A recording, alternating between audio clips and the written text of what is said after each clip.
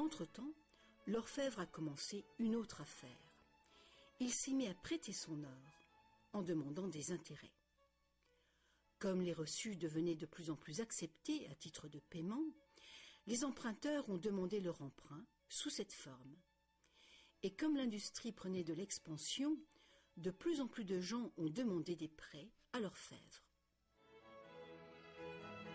Alors, l'orfèvre a eu une idée plus géniale encore. Il savait que ses déposants venaient rarement chercher leurs pièces d'or. Il a donc pensé qu'il pouvait faire des prêts couverts par l'or de ses déposants. Aussi longtemps que les emprunts seraient remboursés, les déposants n'en sauraient rien. Et l'orfèvre, maintenant plus banquier qu'artisan, ferait de gros bénéfices. La demande de crédit a augmenté rapidement, mais ses prêts restaient limités par le montant d'or dans la chambre forte. Alors, une idée plus géniale encore lui est venue à l'esprit. Puisqu'il était le seul à savoir combien d'or il y avait dans la chambre forte, il pourrait prêter des chèques garantis par de l'or qui n'existait même pas.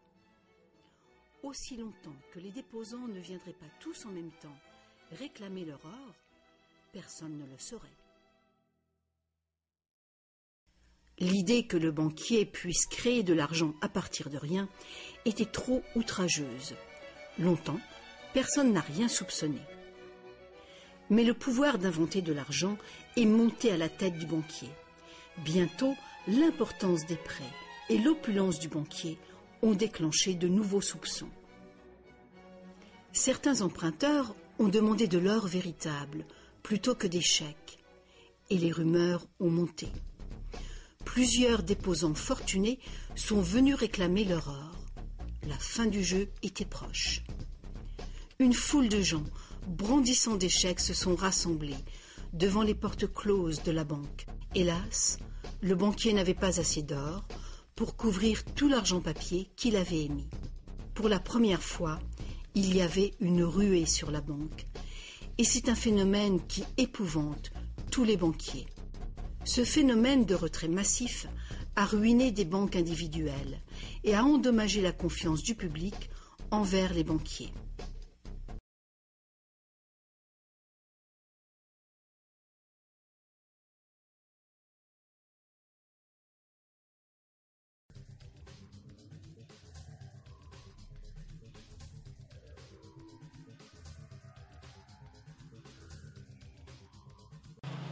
On dit toujours le plus difficile, c'est de trouver de l'argent. Pas du tout.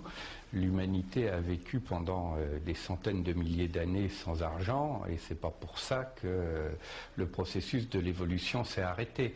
L'argent est une pure convention. L'argent n'a aucune valeur en tant que telle. La seule valeur qui est donnée par l'argent, c'est l'échange entre des êtres humains qui se font confiance.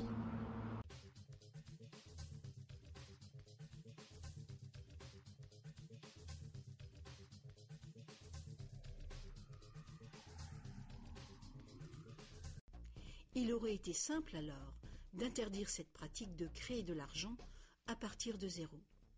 Mais les immenses crédits offerts par les banquiers étaient devenus essentiels à l'expansion du commerce européen. La pratique a donc été légalisée et réglementée. Les banquiers ont accepté de respecter des limites sur les montants d'argent fictifs qu'ils pouvaient prêter. Mais ces montants fictifs restaient bien supérieurs à la valeur réelle de l'or déposé dans la chambre forte. Bien souvent, le taux était de 9 $ fictifs pour 1 $ en or. Des inspections surprises permettaient de faire respecter ces réglementations. Un arrangement a aussi été conclu. En cas de ruée sur une banque, les banques centrales soutiendraient les banques locales en leur prêtant de l'or. La bulle du crédit créée par les banquiers ne pourrait pas crever et le système ne pourrait pas s'effondrer, sauf s'il y avait beaucoup de ruées sur les banques en même temps.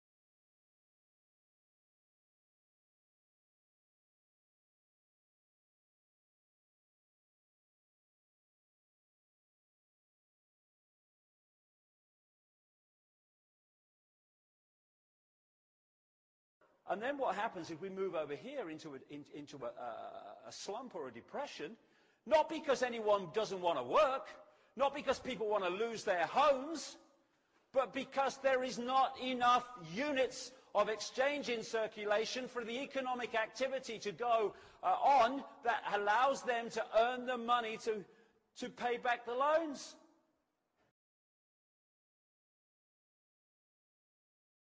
C'est exactement ce qui s'est passé durant la Grande Dépression. La quantité d'argent a fondu radicalement quand la quantité des prêts a chuté.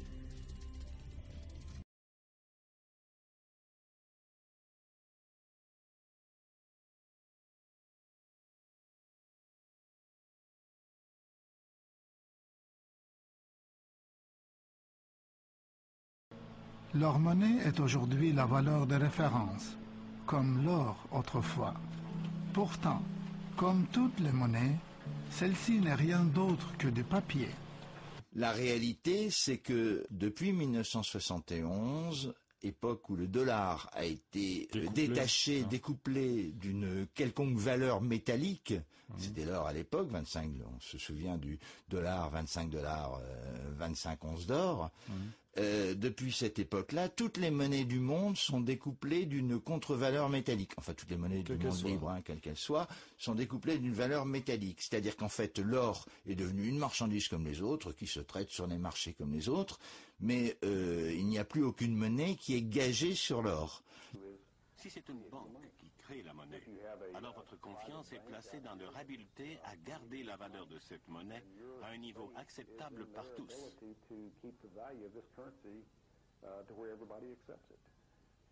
Il faut comprendre que ce sont des gens, pas le gouvernement, ni l'État, ni les banques centrales qui déterminent en fin de compte ce que la monnaie vaut. C'est comme ça depuis 5000 ans.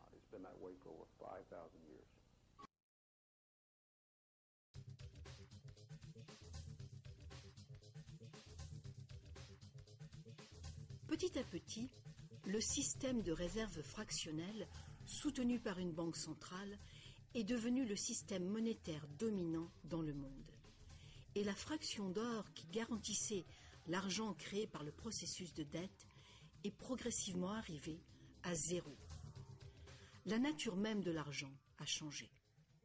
Autrefois, un dollar en papier était en fait un reçu avec lequel on pouvait réclamer un poids fixe d'or ou d'argent.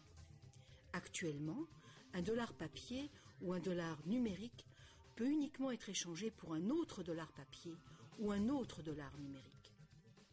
Autrefois, le crédit créé par une banque privée existait sous forme de billets de banque privée. Les gens avaient le droit de refuser ces billets, tout comme ils peuvent refuser un chèque personnel aujourd'hui.